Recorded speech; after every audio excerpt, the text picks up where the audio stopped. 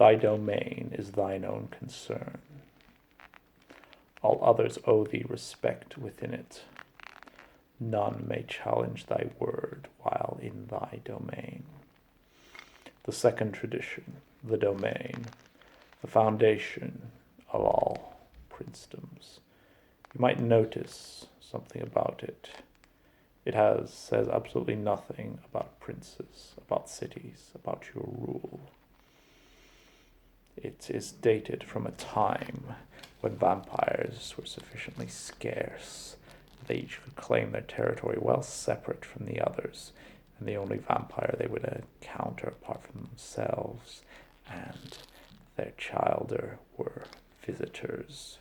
And this is what the tradition was. The visitors must pay respects to the local. But it has been twisted. Oh, it is good to know. It has been twisted. Everyone knows that. It has been twisted to serve the cause of princes. We claim domain over the entire city. The city is ours.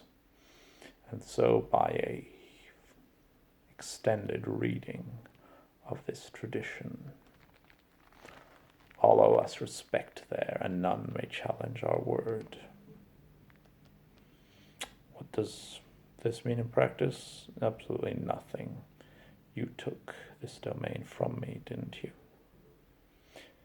If I had been stronger, you would have failed, and you will succeed or fail depending on your strength and your cunning.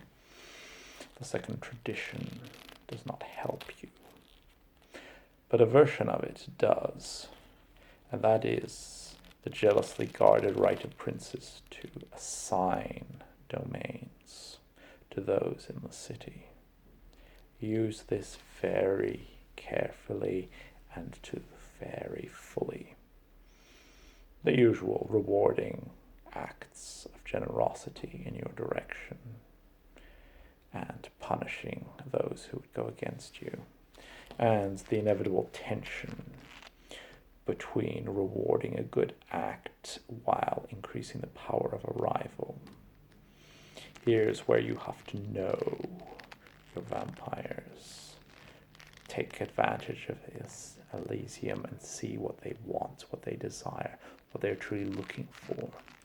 What you really need is a grant of domain that you can give that does not increase the power of the vampire receiving one, but is something they would really like. A poor museum full of art for a toreador. Useless for political purposes. Very useful if it's something close to their heart.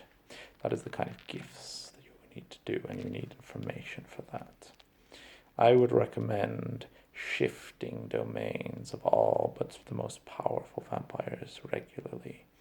Not necessarily increasing or decreasing, but shifting, adjusting borders. This gets them into the habit of their domains changing, that they exist only by gift of you, and keeps them on their toes. But what do I know? Maybe that is the reason that I fell.